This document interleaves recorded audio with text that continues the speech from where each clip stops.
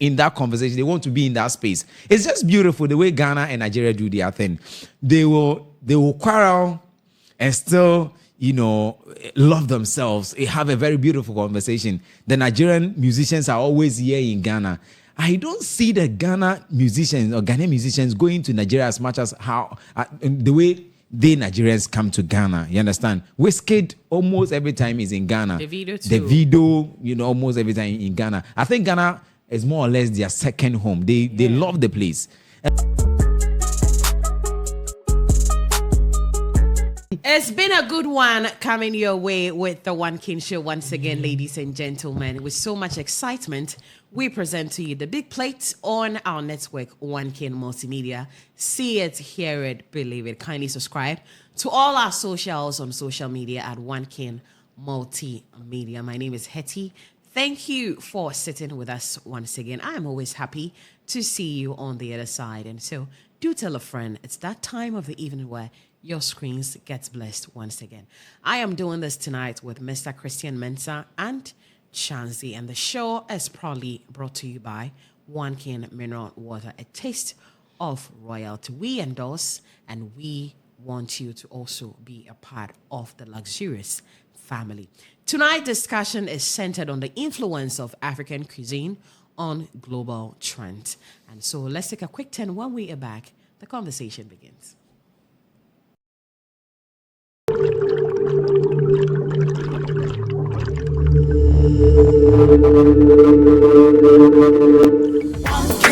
Mineral water, in Poncio.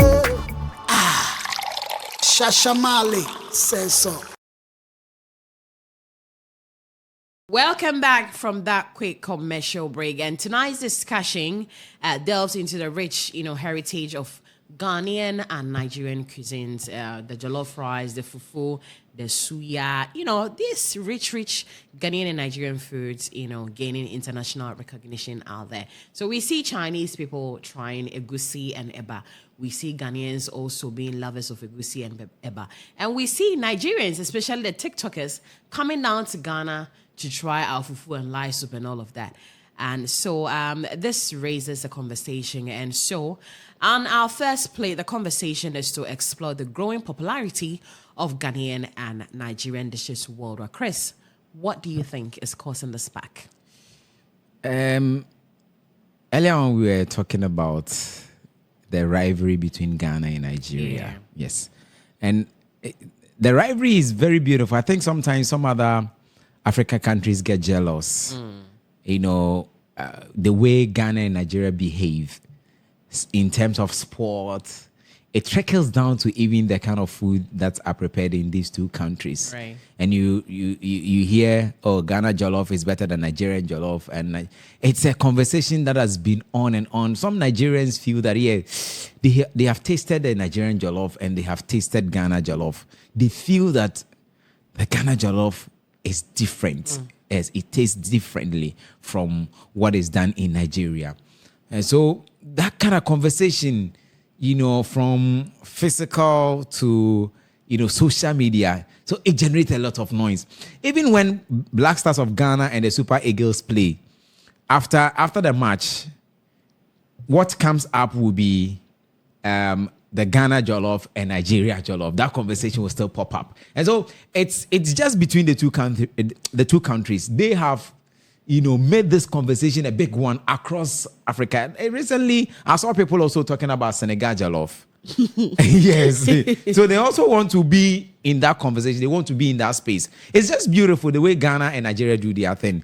They will quarrel and still, love themselves. They have a very beautiful conversation. The Nigerian musicians are always here in Ghana.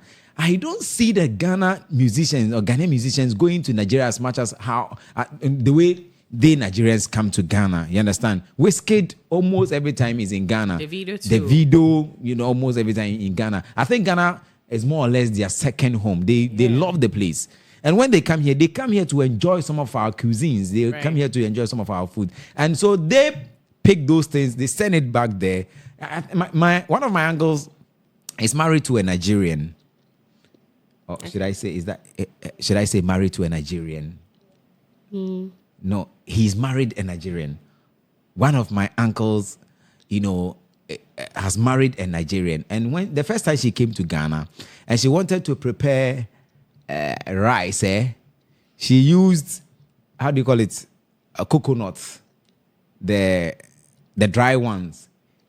She grated the dried coconut and then had to some way and then use the juice, mix the juice with the rice and cooked. What kind of food is this one?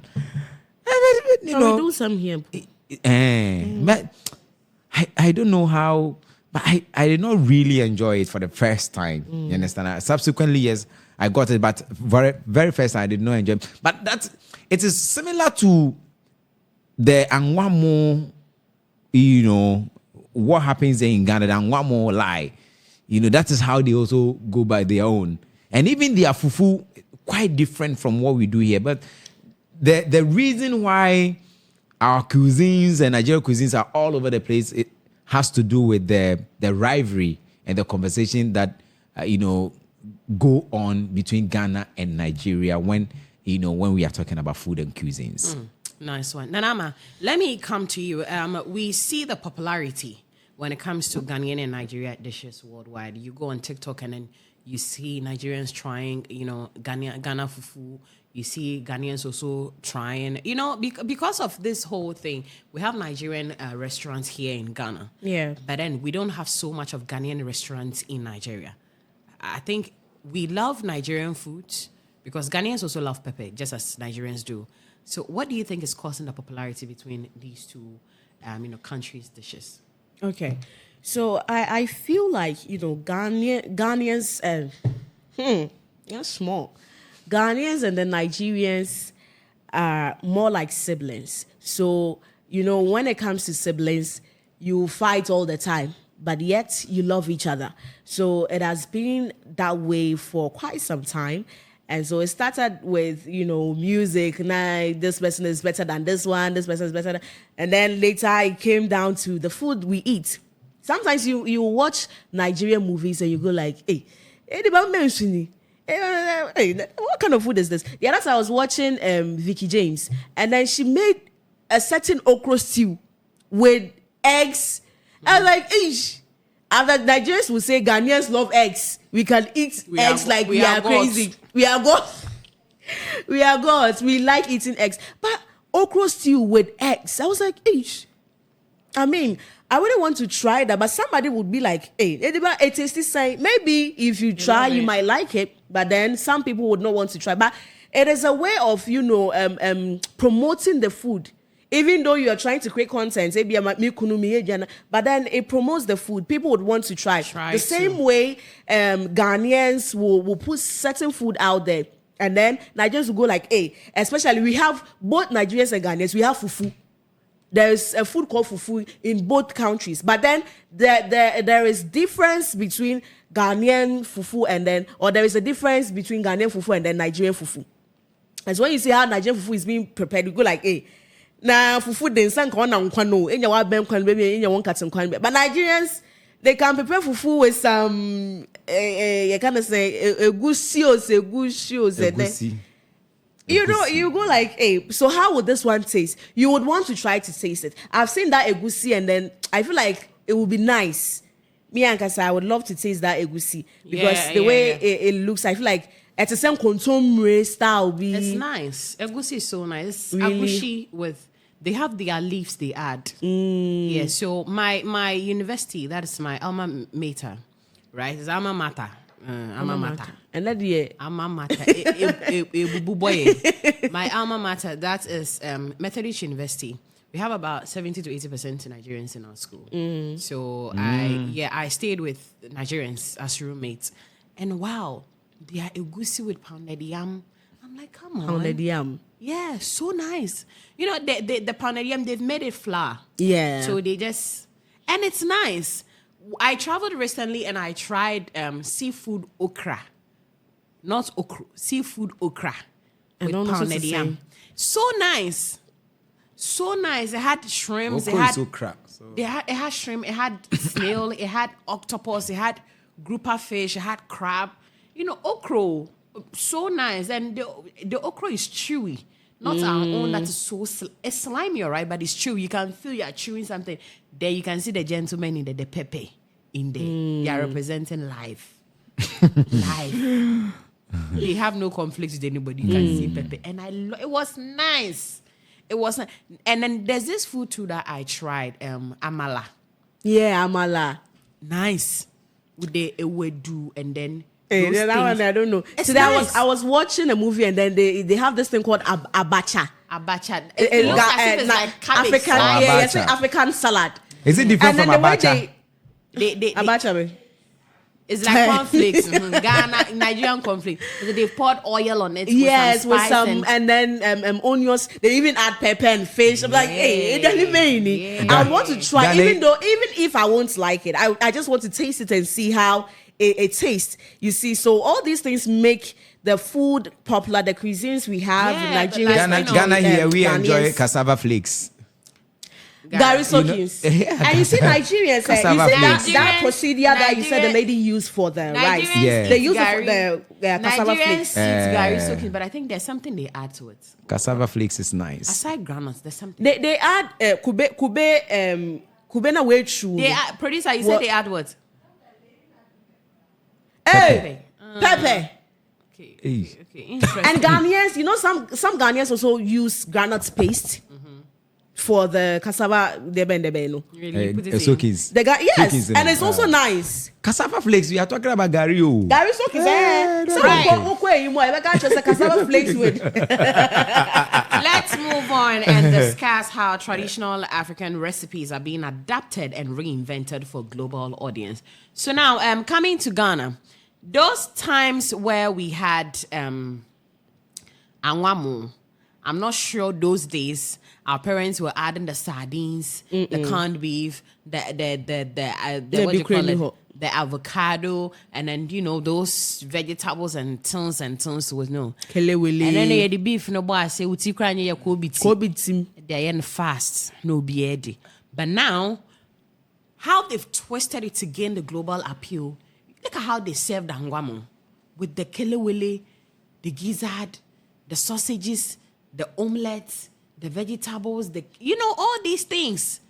Let's take a look at some of the foods that they've reinvented it to gain the global appeal. I've spoken about angwamo. Now we can even talk about gobe. Look at how gobe is being served. Awache. Gobe served in leaves.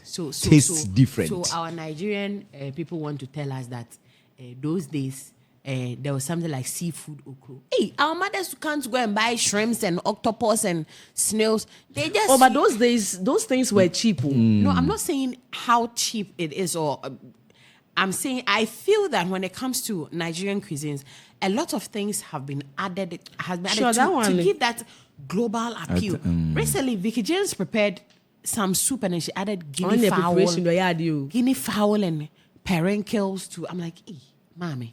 And perenkles is like deal. It's a deal for them. momane is perenkles. So almost everything they do. A lot of things have been twisted and turned when it comes to our recipes.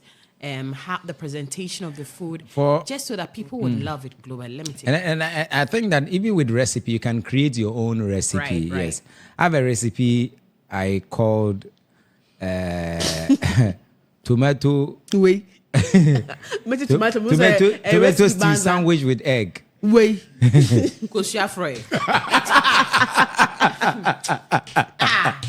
oh God, Christian. That's what I can do. That's what I can do. Together. Deborah, what can you do? I can boil water. That's what I can do together with rice or some yam. Or some yam. Hey. Charlie, me. What did you be good? No, me find you be a game. But try. Mama can. But of course, as you just said, there's been some touch to the local cuisine. Even now, if you go to some restaurants, they don't serve the food in plates. after cooking in the bowl, I mean bring it in the straight to in the saucepan, they carry the whole saucepan That to is you. saying that's a restaurant in Accra. So they carry everything they to you. cook Some people even cook in front of you. Oh, I see. They bring everything to you, and then they give you plates and everything to serve. Serve yourself. Yeah, serve. I say, "Hey, this is Irish nice." will be eating from the farm. You plug the tomatoes and then you eat it. I don't know how that will look like, but I tell you, I said, "Hey," but it was nice. I loved it, and there was one that I saw with this one. The saucepan was covered with leaves. The food in it was covered with leaves, not with the lid, the usual lid of the saucepan, but it was covered with leaves. So it took me back to my village. So in the village, that is what happens. Right. They cook when they are cooking. Yeah, they use the saucepan, but it is covered with leaves. Maybe there's plantain leaves, and after cooking, you see the food has some. Smells different. I mean, it smells different. And It tastes even when different. you eat on the plantain leaves, And then yes, they also actually gives pour you the Have you food tried onto. banku on a plantain? yeah, It's I have. So good. nice. So And the nice. food is actually served on the plantain leaves. Wow. And then in the earthenware bowl. I mean, it tastes different. This Yes. when was that? I think before December, there was this Ampesi party that a friend organized. It Okay. was so beautiful that when we got there, you see the plantain leaves Yes. like on every table and then Yeah. they poured The- the the- Ampesi on it. I With missed the that one. Aiwa. I was Yeah. going to Come work. on. I love how these things gradually are coming back. Coming back. It looked like it was done only those in the villages. Yeah. Typically, they were interested. But I love the way this thing is coming And back. it's more it is- healthier than, yes, you and know, it is the gaining pattern. some kind of attention. Right. Yes, and I love it. In fact, we are throwing away what really benefits us and what is healthy to us. We have thrown away those things and we are concentrating on everything, especially plastics. You enjoy gobe in leaves and see how it tastes. It feels different. It feels different. It tastes different. Gobe in Especially leaves. with your hands. Yeah, Nice. Jawana Buzo Wanga. You will love it. Hey, God. Now, let's examine how African cuisine is influencing and is being influenced by other global cuisines. Yes, how African cuisine is being influenced and is being influenced and is also influencing other cuisines. Now, a typical food we can talk about is our jollof rice. Our jollof rice. How Ghanaians we prepare our jollof rice is way different from how Americans and some other people prepare their jollof rice. But over time, because of the war between Ghana and Nigeria jollof, a lot of people No, are it's now. more war. A lot of people now, once they are preparing food, Ghana jollof. Once they are preparing food, Nigeria jollof. Someone picks his or her pot. Hello guys, join me. Let's prepare Ghana jollof. And then you realize they start from the basics of how we prepare our jollof, unlike how they prepare. So it looks like this food war is influencing other continents on how to even prepare their foods. Yeah. And- Shanzi, let me come to you. I'm sure you're on TikTok most of the times. You see some Hey, of these. you've been preparing jollof on TikTok. Edu. TikTok, check it. So like you see these things, how our cuisine is influencing and how it has influenced other cuisines, globally. Let's take a look at some of these few things. Yeah. So as you said, you can see somebody who is not a Ghanaian, who is not a Nigerian, who is a foreigner, trying to prepare food just like we do prepare, because that is what they've seen, and then they would want to try it. And so after they try, they bring out the review and then go like, oh, say I say I come, I said it. So the other time I was talking to my sister, and then how they prepared their jollof, using jollof, how they prepared their jollof. I was like, hey, no way, how is the flavor like? Or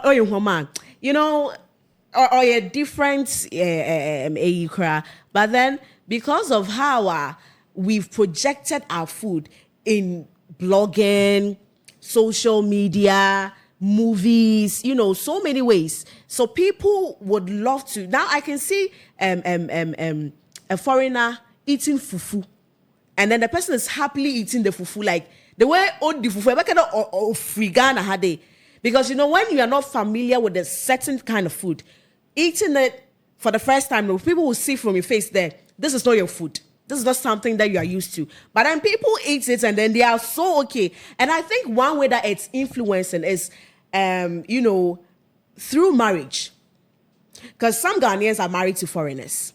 And so because of that... Yeah, you watch on TikTok and they are trying foods for the very first time. You understand? And they are eating so perfectly well. There's this German couple. Their son loves banku and okra too much. Hey, the woman says, that krupo niho anebano ondi banku. So every day she has okra stew in the fridge. All she needs is wakatu. Give this boy rice and then their vegetables. Banku na nobody. Hey, will he survive? Yeah, man. And your favorite food is banku. So with this one that you said, I even remember one lady, Nebano ye Bruni, I have cast. Baby, the way the child likes fufu and abenkwan. I see. I think when the mother is even trying to take some of the fufu, the baby go like, you'll be crying. Or just a Ghanaian akono. So it is all through marriage.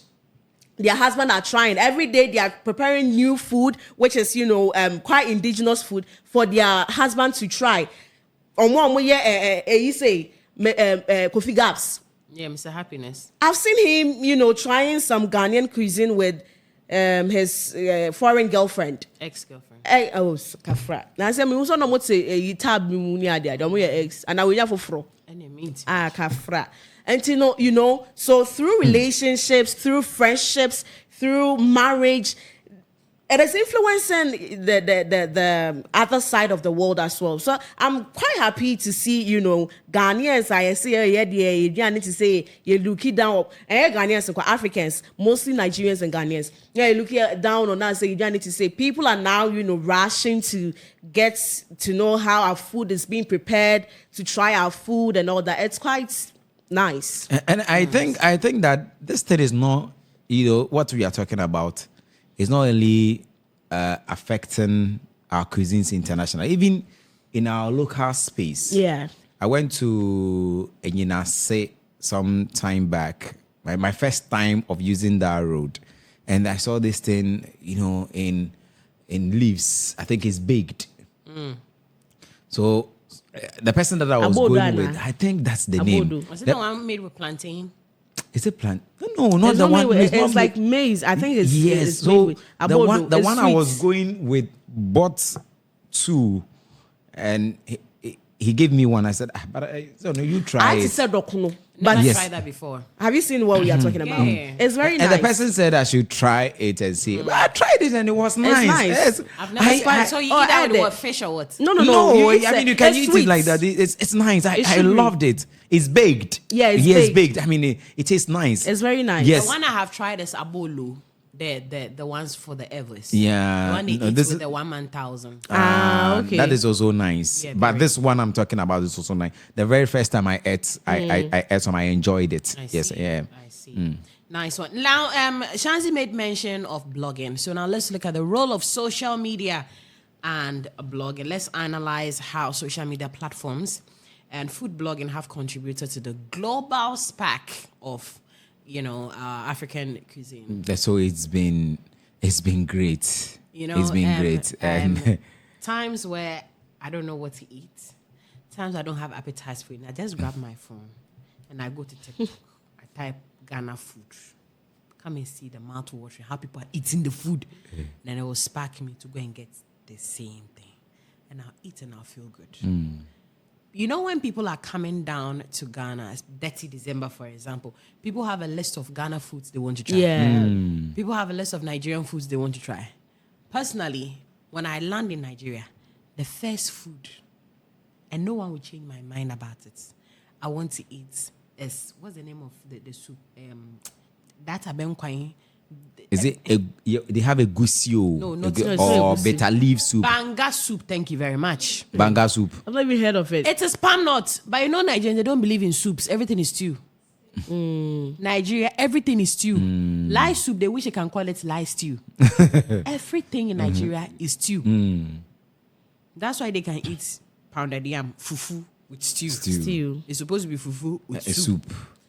Banga soup with Sampe Dede. Hey, that's a With starch. I see. Starch. You know they also eat semolina, semo Yeah, Samu. with egusi or with okra. With That one, the Ghana ogbono people soup, with the with all these things. I so But really I've want to seen try. someone eating And thanks kokonte to with pepper. It's so normal in Ghana. Hey, yeah. I've not It's just tried like that. eating banku with pepper. And you see, And not tried that. I how feel about that fufu with pepper? who does that? But fufu no kukonde is the same thing. Everybody eats fufu with pepper. And one other thing, I think Nigerians have an influence in the sudden craze of the sale of catfish in Ghana. Because it started there with the pepper and then even comes with dodo. That is plantain and all of that stuff. And it's like they're adopting that now to add in, what do you call it, plantain too. And then when you go to East Legon, there's a particular place where they now sell, is there bola? It's called bola. Is it bola or bolo or something? Plantain is grilled. So is that grilled plantain that comes with that turkey or chicken? Bola, yes. It's a very popular food in Nigeria that right now. It's gaining recognition Here in Ghana. Ghana. So let's take a look at the role social media and then food blogging has played in selling our foods to the other part.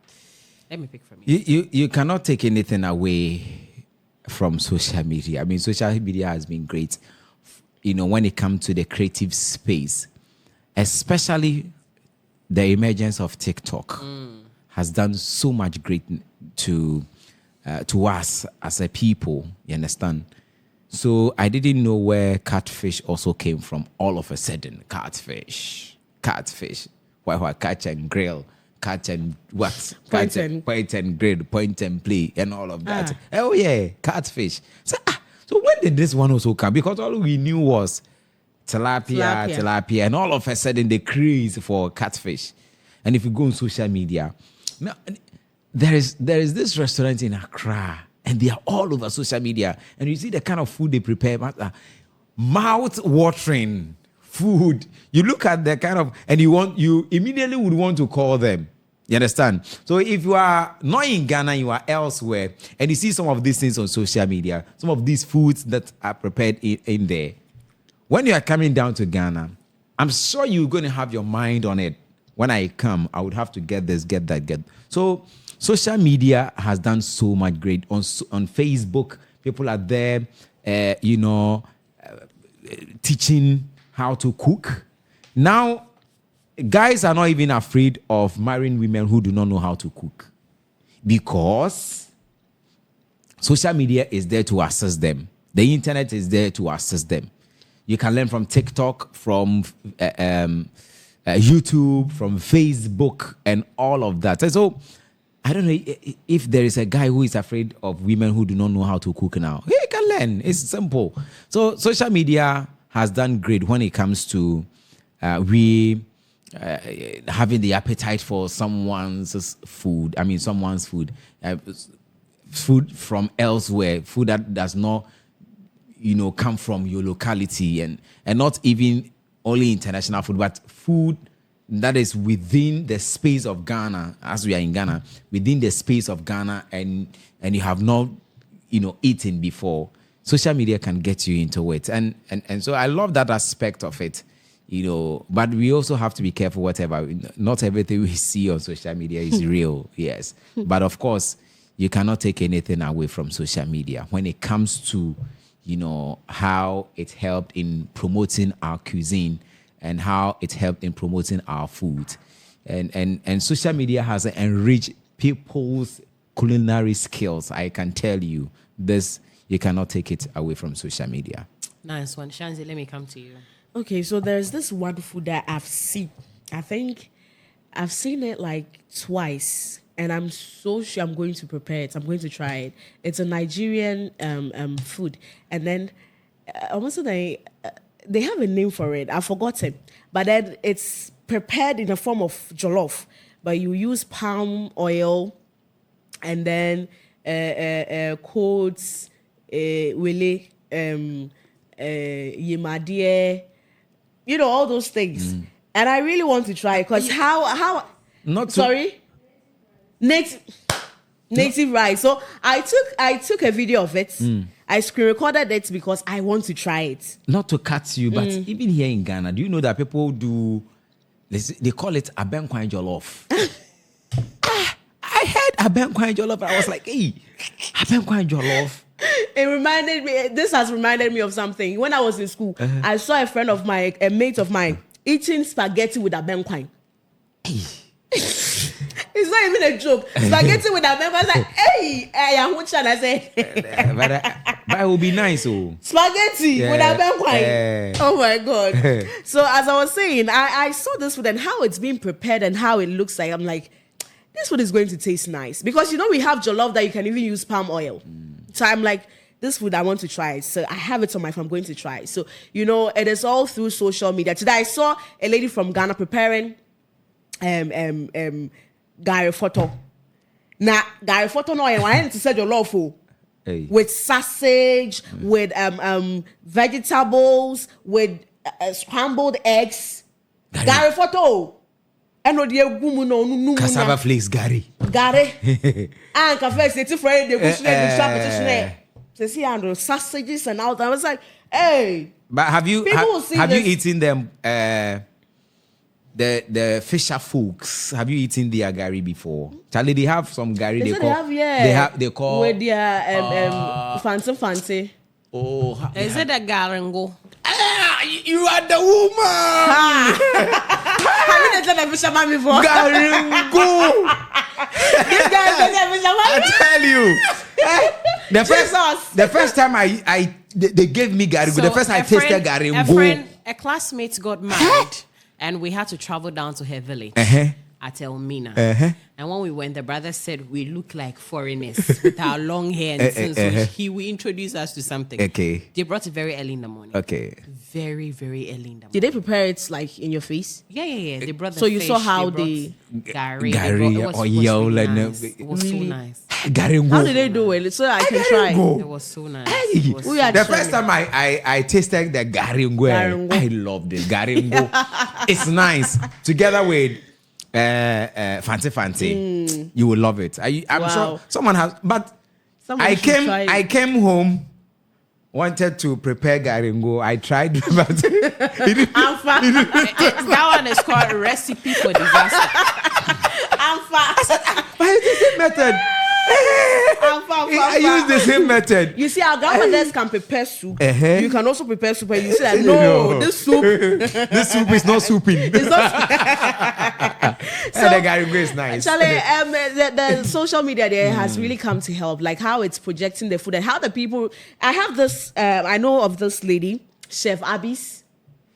And she also, the way she prepares food and the way she prepared the local, cuisine, Charlie, you would want to try it, even if you've not tried it. And how, you can have your fancy. The other side, I saw a lady prepare fancy with tilapia. But the way she went about the whole thing, first thing fancy, the in your way you put us obey I do the main small proportion with the but now you can have the vegetables, the green pepper, bell pepper, you can have carrots, you can have other vegetables in there. I mean, technology has also come to add up so many things to the food and make it has actually made it quite different, but still the same though. And see, social media there has really come to help. What's the name of this Nigerian Guinness record who went for the Hilda Basi? Greetings going out to her. And the one in Ghana, the one who tried it. Chef Millennium Chef Anna. No, not me. Okay, greetings to Millennium Chef. Millennium and Chef. special greetings also going out to Millennium Chef. Now, let's move on and discuss the importance of preserving traditional African recipes and cooking techniques. How can we do these? I think earlier on in our conversation, we mentioned that even these days, some things are coming back. Things that we thought it was only done in the village is done even in the cities. You mentioned that you went elsewhere and that pesi they prepared. There were bowls all around. Plates all around, but they did not. They decided to just serve the apesi on what? On Plantain plantain leaves. You understand? So it's a way of bringing back what we are forgetting about. It is a way of bringing. So some of these things will still keep our tradition running. It will keep our tradition going. I think it is beautiful. You understand? Social media also reminds us, and social media has been one of the tools that people are using to remind us of who we are and what we are, where we come from as a people. These things are there. And once in a while, some of us, once in a while, we visit our villages. You understand? We visit our villages. And so when we get there, they take us back. You know, it really keeps you. Just as I went to eat the garingo and came back here and decided to prepare garingo myself, unfortunately for me, my own did not taste like the way, you know, the first one tasted. But I mean, it's all a way of keeping our culture and tradition. So for me, these are the things. Social media is there. And we as a people, once we know where we're coming from and we know how far we have come, and those who sell on the market, especially those who sell food on the market, some now, if you go there, they ask you, do you want plastic or you want leaves? And most people now prefer to eat in leaves. Someone will buy a wachi and they'll prefer to eat from leaves and tell you that, hey, Charlie, serve the wachi in the leaf. I would love to have it in the leaf. And unfortunately for us, the prices are different too. If they serve you wachi in leaves and they serve you in plastic, the price are different. And so I think one thing that we can do is that when you are serving in a leaf or in leaves and the price is lower, people prefer that more. Yeah? Make serving in plastic expensive. Lower the price on leaves. Unfortunately for us, it's rather the other way around. I don't know if leaves have become so scarce in our system. You understand? So, but these are all ways that can keep our tradition and our culture in terms of our food. Shanzi, let me come to you. Okay. Best ways we can preserve African recipes and cuisines. Okay. So I think Chris has said it all. Like, you know, we had ways of preparing food, healthy ways or healthier ways compared to what we do now. And then seeing people going back to how things used to be is, you know, it makes things quite happy and satisfying because apart from everything, oh yeah, it is something that you should be so careful about. And so serving it in just any way or bringing it out in just any way, you know, can also have, you know, some negative on your health. But then seeing people serving in leaves, serving food in leaves, seeing people eating from earthenware bowls, seeing people doing all those things takes you back to, you know, the olden days. You ask yourself, like, okay, so all these things were there, so what happened? Now, park and ceramic bowls in it, 5 in Chelsea, Aji. Now that we are seeing all the goodies and all these things that we left behind, that we are going back to it, I feel like it is satisfying and it's the right way to go. Nice one. Ladies and gentlemen, thank you so much for your time on the One King Show Big Plate. We are back same time, God willing, next week. Have a wonderful evening.